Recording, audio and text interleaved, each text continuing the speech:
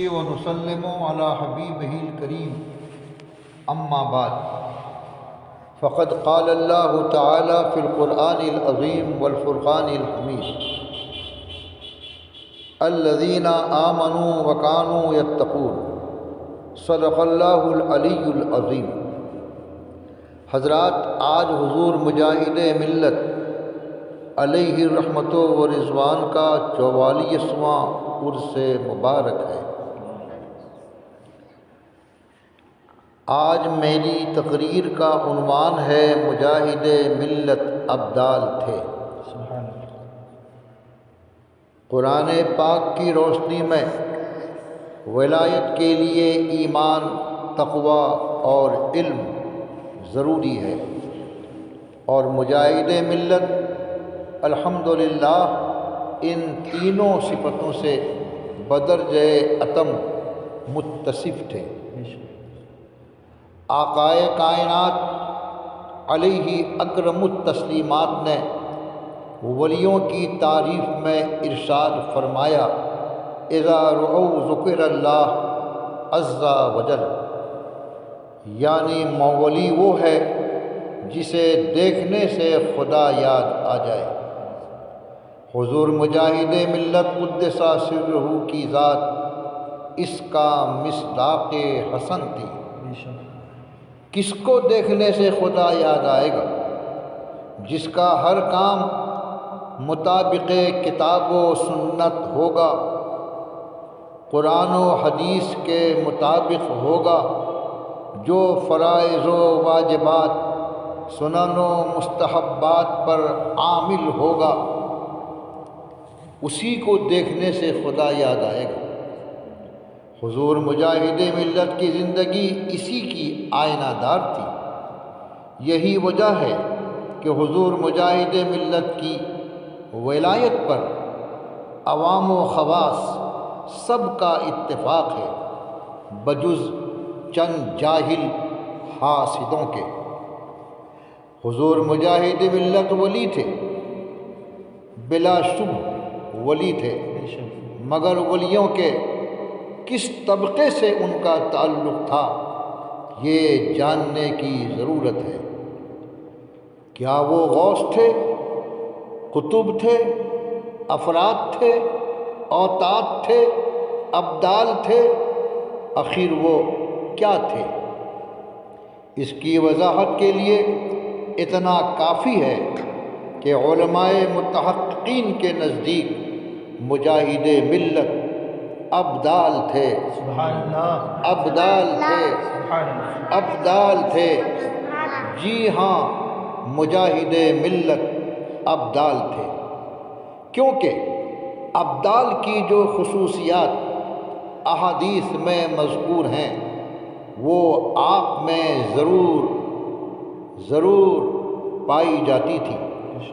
آقائے کریم علیہ اکرم التسلیم ارشاد فرماتے ہیں کہ 3 باتیں جس میں پائی جائیں وہ ابدال ہے: اللہ کے فیصلے پر راضی ہونا، اللہ کی حرام کردہ چیزوں سے خود کو روکے رکھنا، اور اللہ عز و جل کی ذات کی وجہ سے غصہ کرنا۔ مجاہد ملت کی ساری زندگی انہی 3 خوبیوں کی حامل رہی کہ اللہ کے ہر فیصلے پر وہ ہمیشہ راضی رہے۔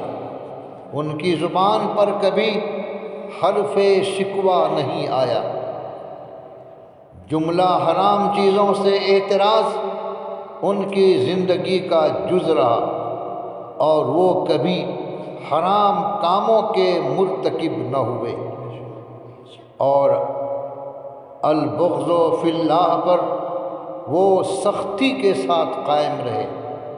ان کی کسی سے دشمنی کبھی اپنی ذات کے لیے نہیں ہوئی، بلکہ رب تعالی جل و علا اور رسول اعلیٰ علیہ السلام کے لیے ہوتی تھی، لہذا وہ ابدال تھے۔ سبحان اللہ۔ ابدال کی خصوصیات میں یہ بھی ہے کہ اگر ان پر کوئی ظلم کرے تو وہ معاف کر دیں، اگر کوئی ان سے ناروا سلوک کرے تو یہ اس سے اچھا سلوک کریں، اور اپنی دولت کو فقراء پر فیاضی کے ساتھ لٹائیں، جیسا کہ ارشاد رسول اکرم صلی اللہ تعالی علیہ وسلم ہے۔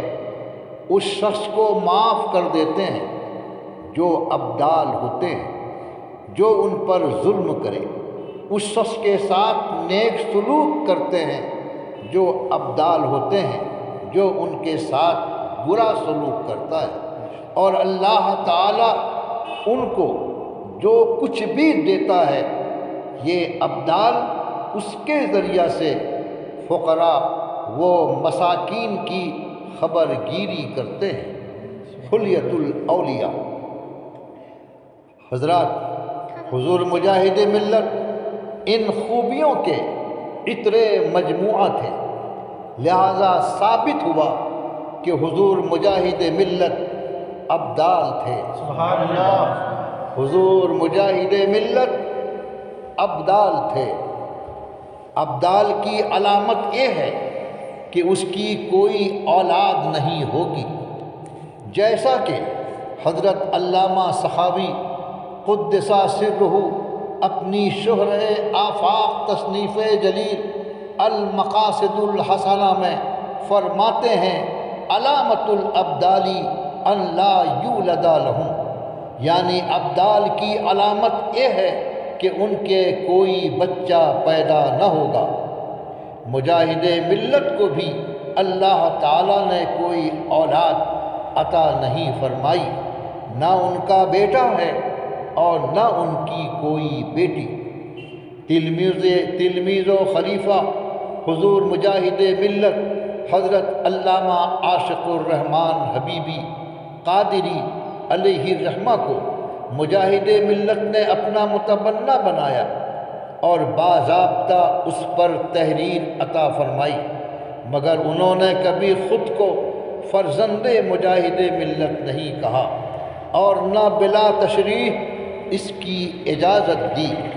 چنانچہ صوبہ اڑیسہ کے ایک اجلاس میں مشہور نعت خواں حضرت عبدالغفار رضوی بہادر پوری نے حضرت علامہ عاشق الرحمن حبیبی کو ان کی موجودگی میں شہزادِ مجاہد ملت کہہ دیا تو انہوں نے ان کو روکا اور فرمایا کہ مطلقاً نہ بولو، ہاں منہ بولا کے ساتھ بول سکتے ہو۔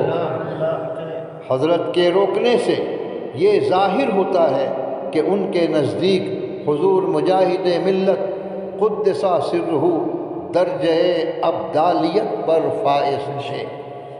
چونکہ مطلقاً ان کی طرف فرزندی کی نسبت مرتبہ ابدالیت کے معنی ہے، اس لیے انہوں نے اس سے روکا۔ جب متبنہ یعنی منہ بولا بیٹے کے لیے یہ درست نہیں تو پھر بھائی کی پالک بیٹی کے بیٹا کے لیے مطلقاً نواسے مجاہد ملت کہنا کیوں کر درست ہو سکتا ہے؟ ایسا کرنا کیا مجاہد ملت کے مرتبہ ابدالیت کے منافی نہیں؟ ففہمو ففہمو ففہمو، سمجھو سمجھو سمجھو، وما علینا الا البلاغ۔ سید آل رسول حبیبی ہاشمی۔